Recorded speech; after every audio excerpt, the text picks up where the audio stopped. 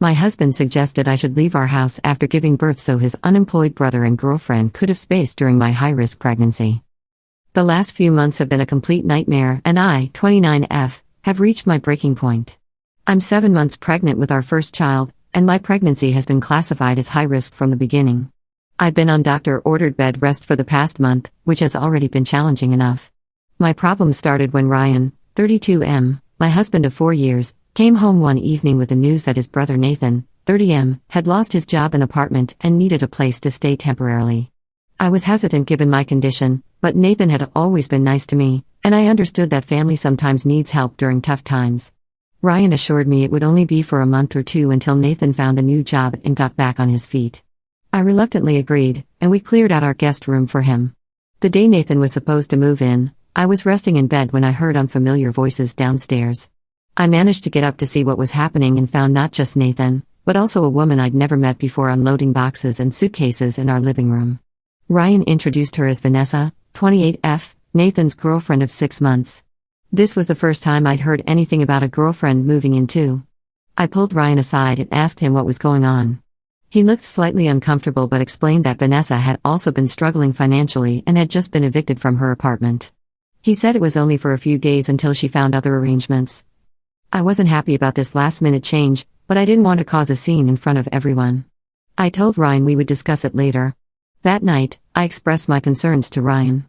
Our house isn't huge, just 3 bedrooms, one of which was being prepared as the nursery. I was worried about having 2 extra adults in our space, especially given my medical condition. Ryan promised it would be fine and that they would help around the house and stay out of my way. He reminded me that Nathan was family and needed our support right now. I reluctantly gave in, thinking it really would just be for a few days. Those few days quickly turned into a week, then 2 weeks. Nathan and Vanessa took over not just the guest room but also our finished basement, turning it into their personal living area. Their belongings were everywhere: clothes, shoes, food wrappers, empty soda cans. Despite their promises to help with household chores, they spent most of their time playing video games and binge-watching TV shows. I was supposed to be on strict bed rest, getting up only for bathroom breaks and essential movement. Yet somehow, I was still the one managing most household responsibilities.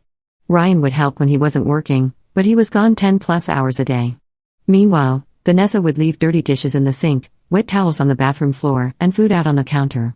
When I politely asked her to clean up after herself, she would roll her eyes and mutter that she'd do it later, which often never happened. The worst part was their attitude. Rather than showing gratitude for our hospitality, they acted entitled to be there. They would complain about the Wi-Fi speed, the water pressure in the shower, or that we didn't have their preferred snacks. I started feeling like a guest in my own home, tiptoeing around to avoid confrontation. 3 weeks into their stay, I had a particularly rough day health-wise. My blood pressure was elevated, and I was experiencing some concerning symptoms that had me worried about preeclampsia. I had called my doctor, who scheduled an emergency appointment for the next morning. That night, I overheard Vanessa complaining loudly to Nathan about how my medical appointments were disrupting their sleep schedule. She said something about having to tiptoe around a pregnant woman and how annoying it was. Nathan didn't disagree or defend me, he just grunted in agreement. I was hurt and angry but too exhausted to confront them. The next day, after my doctor confirmed my blood pressure was dangerously high and ordered even stricter bed rest, I finally broke down and told Ryan everything. I explained how stressed and uncomfortable I felt in my own home, how their presence was affecting my health, and how I was worried about the impact on our baby. His response left me stunned. Instead of supporting me, he got defensive. He told me I was being dramatic and that his brother was going through a tough time. He said I needed to be more understanding and patient. When I pointed out that Vanessa wasn't even looking for another place to stay anymore and that neither of them were actively job hunting, he dismissed my concerns. He said the job market was tough right now and that they needed time. I couldn't believe what I was hearing. This was the man who had promised to put me and our baby first, who had been so excited about becoming a father, now prioritizing his brother's comfort over his wife's health. The situation continued to deteriorate over the next few weeks. I was becoming increasingly isolated in my bedroom, avoiding the rest of the house to prevent confrontations with Vanessa. My blood pressure remained dangerously high, and my doctor was monitoring me closely, concerned about the need for an early delivery. Last week, I had another appointment where my doctor found concerning results in my tests. She warned me that I might need an emergency C-section if things didn't improve. When I shared this news with Ryan, hoping it would make him realize the severity of the situation, he seemed concerned but not enough to change anything. Later that evening, I overheard Nathan and Vanessa talking in the kitchen. They were complaining about the prospect of a baby in the house, saying they didn't sign up to deal with crying and midnight feedings disrupting their routine. Vanessa even suggested they might need to find somewhere else to stay if the baby was too disruptive, as if this wasn't my home they were talking about. I was sitting at the kitchen table yesterday morning, trying to eat something despite feeling awful, when Vanessa came in and made a comment about some people using pregnancy as an excuse to be lazy. I'd had enough. I confronted her, telling her that my high-risk pregnancy and after-ordered bed rest were not choices or excuses but medical necessities. I reminded her that this was my home, and she was a guest who had long overstayed her welcome. She stormed off to find Nathan, and soon both of them were complaining to Ryan about how I had been rude and unreasonable. Ryan came to find me, looking frustrated. I thought finally he would stand up for me and tell them to leave. Instead, he said something that made my heart drop. He suggested that after the baby was born, maybe I could stay with my sister Claire for a few weeks to give everyone some space and time to adjust. He said it might be better for me to recover somewhere peaceful, away from the stress at home. I couldn't believe what I was hearing. My husband was suggesting that I, his wife, should leave our home with our newborn baby so that his unemployed brother and girlfriend could have space. He was prioritizing their comfort over his own wife and child's health and well-being. I didn't even respond. I just went to our bedroom, closed the door, and cried. I've spent the last 24 hours thinking about my options, wondering how my marriage reached this point. I called my sister and told her everything. She was furious and offered to come get me immediately, but I'm not sure what to do. I've invested 4 years in this marriage, and I'm about to have Ryan's baby, but I feel completely abandoned by him when I need him most. Am I overreacting? Should I just try to tolerate the situation until after the baby is born? Or should I take my sister's offer and leave now? I never imagined I'd be facing this kind of decision while preparing to become a mother. Update 1, it's been 2 weeks since my last post, and so much has happened that I'm still trying to process it all. First, I want to thank everyone for their support and advice. Reading your comments helped me realize I wasn't overreacting, the situation was as bad as I thought. The morning after I posted, my visiting nurse came for my regular home checkup. She took my blood pressure and immediately became concerned. It was dangerously high, 170/110. She called my OB/GYN right away, who ordered me to come to the hospital immediately for monitoring. The stress of the living situation had taken a serious physical toll. Ryan seemed genuinely worried when the nurse explained the situation and drove me to the hospital himself. During the 30-minute drive, he kept checking his phone, which I later discovered was Nathan texting him repeatedly about when he'd be back because they needed the car. Not once did he ask how I was feeling or express concern about our baby. At the hospital, the doctors informed us that my condition had worsened significantly. My blood pressure wasn't stabilizing, protein levels in my urine were elevated, and they were concerned about the baby's heart rate. The doctor explained they might need to deliver the baby early if my condition didn't improve within 24 hours. I was terrified, but also somewhat relieved to finally be receiving proper medical attention. Ryan stepped out to update the family about what was happening, and I took the opportunity to call my sister Claire. She arrived at the hospital within an hour, furious after I filled her in on everything that had been happening at home. While I was being monitored by nurses, Claire confronted Ryan in the waiting room about his priorities and the unsafe environment he'd created for me and the baby. Their argument was interrupted when a nurse rushed to inform them that my condition had deteriorated further. My blood pressure had spiked to dangerous levels, and the baby's heart rate was dropping. The doctors decided they needed to perform an emergency C-section immediately. Everything after that is a blur. I remember being wheeled into the operating room, terrified for my baby's life. Ryan was allowed in the room, though he stood far back from the table and looked pale. The procedure itself was quick but complicated due to my condition. Our daughter Lily was born weighing just 4 pounds 3 ounces, but with strong lungs and a fighting spirit. She was taken to the NICU for monitoring while I was moved to recovery. The next 5 days in the hospital were a mix of joy, pain, and growing clarity about my situation. While Claire stayed with me continuously, helping with the baby and providing the emotional support I desperately needed, Ryan's presence was sporadic. He would visit for an hour or two, then make excuses about needing to check on the house or keep Nathan updated. He brought flowers and teddy bears as if those could make up for his absence when I needed him most. On the second day, when I was still recovering from major surgery and trying to pump milk for Lily in the NICU, Ryan had the audacity to ask when the doctors thought we might be discharged because things at home were getting complicated. When I asked what that meant, he explained that Nathan and Vanessa were feeling awkward about staying at the house while I was in the hospital. Not because they were concerned about me, but because they felt weird about using our stuff without us there. Claire overheard this and lost her temper. She told Ryan he should be focused solely on his wife and premature daughter, not on making his brother and his girlfriend comfortable. She asked him point blank if he realized that his priorities were completely backwards. For once, Ryan seemed genuinely ashamed and left shortly after, claiming he needed to think about things. On the fourth day of my hospital stay, while I was finally able to hold Lily for an extended kangaroo care session, I received a text from Vanessa that became my breaking point. She wrote, "Hey, just wondering when you and the baby will be home? Nathan and I need to know if we should make other arrangements due to the noise. No pressure, just planning ahead." I stared at my phone in disbelief. I had just undergone emergency surgery, my premature daughter was in the NICU, and Vanessa's primary concern was whether my newborn would disrupt their lifestyle.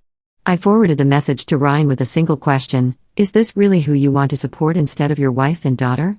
It took him 3 hours to respond, but when he did, his message suggested he finally understood the gravity of the situation. He wrote, "I'm so sorry. You're right. This has gone too far. I'm handling it today. Please focus on you and Lily. I'll fix this before you come home." Later that evening, Claire suggested that instead of returning home, I could come stay with her after being discharged. She had already prepared her guest room and purchased some basic baby supplies. Part of me wanted to accept her offer immediately, but another part hoped that Ryan had truly realized his mistake and would make things right. Ryan visited that night and seemed like a different person. He apologized repeatedly, admitting he had completely failed as a husband and father. He showed me photos of the nursery, which he'd spent the day cleaning and organizing after it had been used for storage by Nathan and Vanessa. He told me he'd given them a deadline of 48 hours to move out, and that he was serious about it this time. I wasn't ready to forgive him yet, but I agreed to return home rather than go to Claire's, with the understanding that Nathan and Vanessa would be gone before I arrived. Claire wasn't convinced and insisted on staying with me for at least the first week home to help with the baby and ensure the situation was resolved. The doctors cleared Lily and me for discharge on day 5, though with strict instructions for follow-up care and monitoring. As I packed my hospital bag, I felt uncertain about what awaited me at home, whether Ryan had truly stood his ground, or if I'd be returning to the same toxic environment that had endangered my and Lily's health in the first place. I'm being discharged tomorrow morning, and I still don't know if I'm going to my own home or to Claire's, or if my marriage can survive Ryan's misplaced priorities. All I know for certain is that my daughter deserves better, and I'm prepared to make whatever difficult decisions are necessary to ensure she has a healthy, peaceful start to life, with or without her father's full support.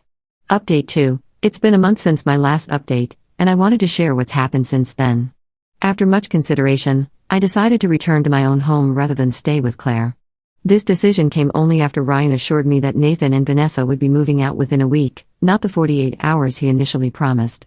While not ideal, I wanted to give him the chance to follow through and prove he could put our family first. Claire insisted on coming home with me and staying for a few days to help with Lily and make sure things were headed in the right direction. When we arrived, I was horrified by the state of the house. Despite Ryan's assurances that he'd cleaned up, there were dirty dishes piled in the sink, laundry scattered throughout the living room, and empty takeout containers on every surface. The nursery, which Ryan had proudly shown me photos of, was now filled with Nathan and Vanessa's gaming equipment since they claimed they needed more space. I was too exhausted from the hospital stay to argue, so Claire helped me settle in our bedroom with Lily while Ryan scrambled to clean up the mess. Nathan and Vanessa were conveniently out job hunting when we arrived, so I didn't have to face them immediately. They returned that evening, and instead of apologizing for the state of the house or asking about my health, Vanessa immediately started complaining about how the baby's crying had woken her up from a nap earlier. Nathan nodded along, adding that they'd had to use headphones to hear their TV show because of all the commotion. I was still recovering from major surgery and focusing on feeding my newborn, so Claire stepped in. She reminded them that this was my house, I had just had a baby after a dangerous medical situation, and their comfort was the lowest priority right now. Vanessa got defensive, suggesting that the nursery was unnecessarily large for an infant and that they could share the space since she and Nathan needed room for their gaming setup. Ryan, standing in the doorway, looked uncomfortable but didn't say anything. Claire asked him point blank if he agreed with them. Put on the spot, he suggested we could work something out temporarily until they found a new place to live. I couldn't believe my ears. After everything that had happened, he was still trying to accommodate them at our expense. That night, while feeding Lily at 2 a.m., I overheard Nathan and Vanessa in the kitchen. They were discussing how they could stick it out for a few more months until they figured out their next move. Vanessa complained about Lily's crying, saying they had the place first, and that I was being territorial. Nathan agreed, adding that Ryan would come around and convince me to chill out. Hearing them talk about my home as if they had more right to it than me and my daughter was the final straw. The next morning, after Ryan and Nathan left for what was supposed to be a job interview, which I later discovered was actually a golf outing, I called my parents without telling Ryan. I explained everything that had happened since the beginning, the surprise addition of Vanessa, the mess, the comments, the lack of support during my medical crisis, and Ryan's failure to protect me and Lily. My father, a retired attorney, was livid. He and my brother Michael arrived that afternoon, finding Vanessa alone in the house scrolling through her phone while I tended to Lily and Claire tried to restore some order to the kitchen. My father calmly but firmly informed Vanessa that she and Nathan had 48 hours to vacate the premises or face legal consequences for establishing unauthorized residency. He presented her with formal written notice while Michael began gathering their belongings from around the house and placing them neatly by the front door. Vanessa immediately started protesting, claiming they had nowhere to go and that Ryan had promised they could stay as long as they needed. My brother recorded the entire conversation, including Vanessa admitting they had planned to stay at least through the summer and that they never had explicit permission from both homeowners, me and Ryan, to stay long-term. When Ryan and Nathan returned to find the situation in progress, Nathan started yelling about his rights as family, while Ryan pulled me aside, demanding to know what was going on. I told him I was taking back control of my home for the sake of our daughter. He accused me of going behind his back, while my father pointed out that Ryan had gone behind mine first by allowing indefinite house guests during my high-risk pregnancy. The confrontation escalated until my father silenced everyone by placing 2 documents on the kitchen table, the eviction notice for Nathan and Vanessa, and a set of separation papers for Ryan to consider. He told Ryan he had a choice to make: you can be a husband and father, or you can be a brother enabling his mooching sibling. But you can't be both right now. The room fell silent. For the first time, Ryan seemed to truly understand the severity of the situation. He looked between the papers, then at me holding Lily, and finally at Nathan, who was still protesting the unfairness of it all. Without a word, he picked up the eviction notice and handed it to Nathan, telling him they needed to be out by tomorrow night. Nathan and Vanessa left that evening, hurling accusations and insults on their way out. Ryan slept in the guest room that night, the separation papers unsigned on the kitchen table. As I fed Lily in the quiet of our finally peaceful home, I wasn't sure if our marriage could be saved, but I knew I had done the right thing for myself and my daughter. Update 3. It's been 3 months since my last update, and while things aren't perfect, they've improved significantly. After Nathan and Vanessa moved out, Ryan and I had several long, difficult conversations about our relationship, his priorities, and what the future might hold for us. I didn't sign the separation papers immediately. Despite everything, I wanted to give Ryan a chance to prove he could change. He seemed genuinely remorseful, admitting that he had completely failed as a husband and father by putting his brother's needs above ours. He explained that he'd grown up always taking care of Nathan, as their parents had drilled into him that looking after his younger brother was his responsibility. This pattern continued into adulthood, and he couldn't see how destructive it had become until he was faced with the possibility of losing his family. We established clear boundaries moving forward. Ryan promised that he would consult me before making any decisions that affected our family, and that he would stand by me when dealing with his relatives. He also agreed to limit contact with Nathan until his brother demonstrated more respect for our relationship and home. About a month after they left, we discovered some shocking information about Nathan and Vanessa that validated my concerns. Ryan received a call from a mutual friend who had allowed the couple to stay with them after leaving our place. Apparently, Nathan had told this friend they would only need to stay for a week while their new apartment was being prepared. 3 weeks later, they were still there with no signs of leaving. Even more disturbing, Ryan learned that Nathan hadn't been laid off as he claimed. He had been fired for repeated absences and poor performance. This came to light when Ryan, trying to help his brother, offered to serve as a reference for a job application. The potential employer contacted Nathan's previous company and was told about the circumstances of his termination. When confronted, Nathan admitted he'd lied because he was embarrassed about being fired. As for Vanessa, we discovered through social media that she had a history of moving in with boyfriends and staying until they kicked her out. She had posted in a private group asking for advice on how to extend a temporary living situation and mentioned that we were the third couple they had stayed with in the past year. These revelations were painful for Ryan but necessary. He finally saw that he had been enabling destructive behavior rather than truly helping his brother. He realized that by constantly bailing Nathan out, he was preventing him from facing the consequences of his actions and growing up. Our relationship is still healing. Ryan has been making a consistent effort to put me and Lily first.